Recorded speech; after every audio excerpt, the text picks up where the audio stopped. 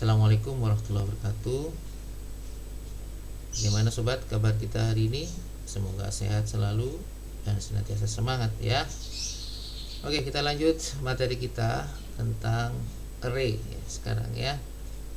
Array kita bagi dua pertemuan. Yang pertama tentang array dimensi 1 ya. Lalu yang berikutnya adalah array dimensi 2 atau jamak gitu ya. Sekarang kita masuk di array dimensi 1 ya. Alangkah baiknya kita memahami dulu apa sih array itu ya. Kalau kita mempelajari array ini akan lebih kuat kalau kita memahami apa itu array. Array merupakan kumpulan dari nilai-nilai data yang bertipe sama dalam urutan tertentu yang menggunakan nama yang sama ya. Atau bahasa lainnya, bahasa yang sederhana, kalau saya biasanya menggunakan bahasa keyword. Keyword pentingnya dari array itu adalah variabel yang berindeks ya. Variabel itu apa? Kita masih ingat, wadah untuk nampung satu data. Wadah, jadi kalau kita punya wadah hanya untuk menampung satu data, itu variabel. Kita bahas yang sebelumnya keywordnya.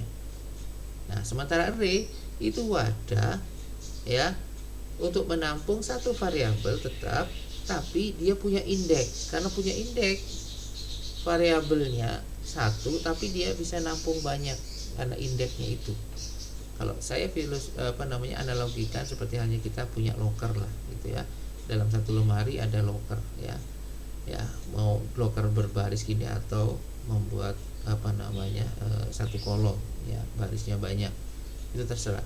Intinya array itu bisa kita analogikan sebagaimana loker tadi ya. Gampangnya kita main satu baris ya, beberapa kolom ya. Jadi array adalah sekali lagi variabel yang berindeks. Karena variabel hanya nampung satu data ya dengan tipe data tertentu, maka yang namanya array itu adalah kumpulan dari variabel-variabel yang mempunyai tipe data yang sama. Nama variabelnya satu. Nah, oke. Itu kata kuncinya, variabel yang berindeks ya, sederhananya gitu. Letak atau posisi dari elemen array ditunjukkan oleh satu indeks. Nah, untuk melengkapi ini, jadi letak atau posisi dari elemen yang array yang ditunjuk itu ditunjukkan oleh suatu indeks. Ya. Nah, lebih detailnya seperti ini. Ya. Bentuk umum array ya, setiap elemen array dapat diakses melalui indeks ya, sebagaimana disebut yang tadi. Nah, indeks array defaultnya senantiasa diawali dari 0 ya, dari 0 ya. Deklarasi array-nya adalah tipe datanya apa, terus ukuran ya, ukuran indeksnya maksudnya ini ya. Kalau tipe datanya ya ukuran mau integer kayak, mau char kayak, dan seterusnya gitu ya. Nah, nama variabel terserah sebagaimana kita tentukan nama variabel di materi variabel sebelumnya. Nah, ukuran itulah jumlah maksimum dari elemen array. Jadi misalnya dicontohkan di sini, saya mau membuat variabel nilai dengan tipe data integer dengan ukuran maksimum 5. Ya, 5 maksudnya 5 nilai yang 5 data yang bisa ditampung dalam array itu. Oke. Misalnya kita isi nilai pertama. Karena ini pertama yang mulai dari 0, maka karena maksimum 5 data, terakhir indeksnya adalah 4 kan gitu ya. Nilai yang indeks yang ke 0 70, indeks ke 1 80, indeks kedua 82, indeks yang ketiga dari variabel yang bernama nilai itu 60, dan indeks yang terakhir itu indeks yang keempat adalah 75. Sekali lagi, meskipun nilai indeks kita tulis 5, bukan berarti harus terakhir nilainya indeksnya 5, karena kita mulai dari 0. Maka seandainya itu n adalah 5, maka indeks yang terakhir adalah n-1 karena kita karena mulai dari ke 0. Oke, kita lanjut. Pengakseskan, jadi bagaimana kita mengakses elemen array ya, ada nama variabel, ada indeksnya. Nah, contoh seperti ini. Jadi kalau sudah kita punya nilai 0, nilai 1, nilai 2 dan seterusnya sampai nilai 4, sebagaimana kita pesan jumlah elemennya 5 dan terus kita isi 34, 56, 63, 77 dan 98. Ya, itu salah satu cara penulisan konstanta ya, masih ingat di materi variabel yang sebelumnya.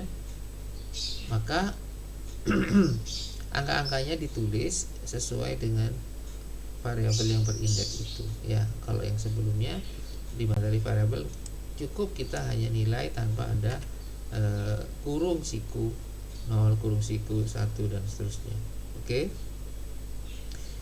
Nah, yang menarik ada juga cara penulisan bukan seperti hanya kita menulis seperti ini sebagaimana variabel sebelumnya.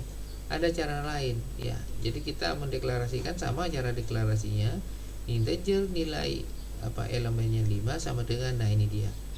Data dalam bentuk array itu diawali dan diakhiri kurung kurawal. Karena kita mesennya 5, maka ada data 5 di dalam kurung kurawal. Nah, setiap data dipisah dengan koma ya. Kalau dia datanya 5 berarti komanya ada 4 ya. Jadi sebagaimana n-1 yang saya sebutkan untuk penulisan indeksnya ini ya. Coba 34, 56, 63, 77 dan 98. Jadi sama datanya seperti ini, hanya model atau cara penulisannya yang berbeda. Apakah sama hasilnya? Sama ya. Kalau lebih simpelnya tentunya lebih simpel ini, lebih cepat dia ya.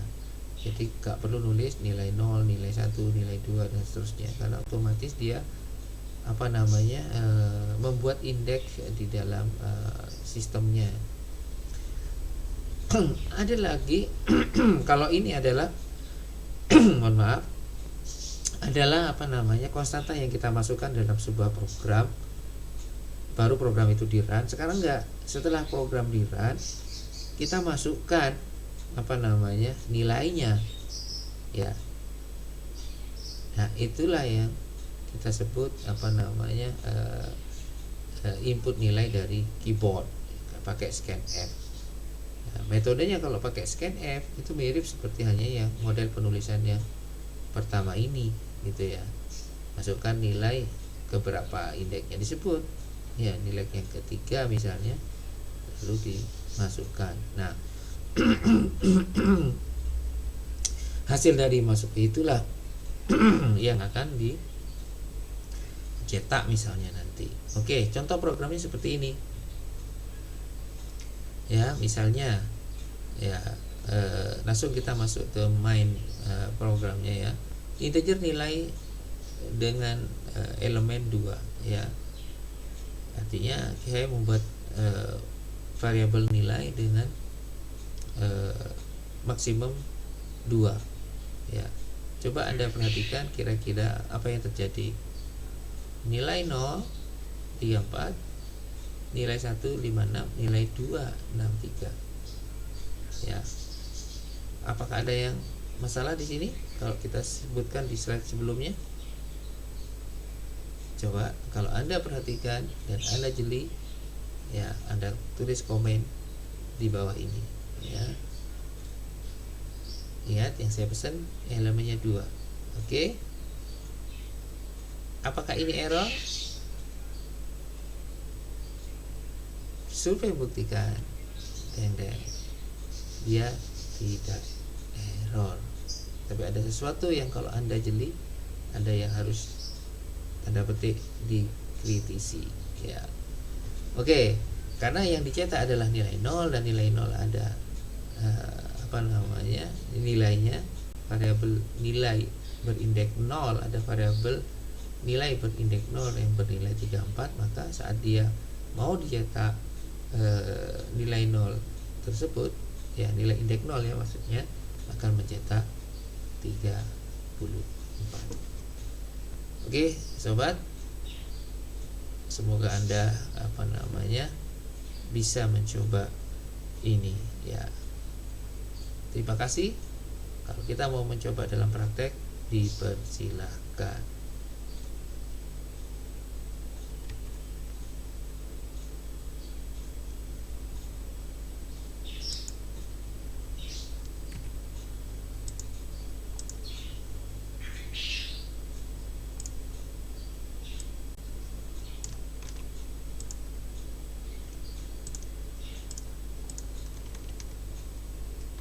Oke, coba kita ini praktekkan program yang tadi ya, yang array dimensi 1 ya, sini 34. Demikian sobat materi kita kali ini. Jangan lupa kalau ada pertanyaan, ada komentar, ada saran dan seterusnya, tulis di komentar di bawah ini. Jadi di kolom komentar itu Anda bisa tulis saran, kritik, bahkan pertanyaan. Siapa tahu kita bisa diskusikan lebih jauh tentang materi yang kita pelajari hari ini. Mudah-mudahan bermanfaat.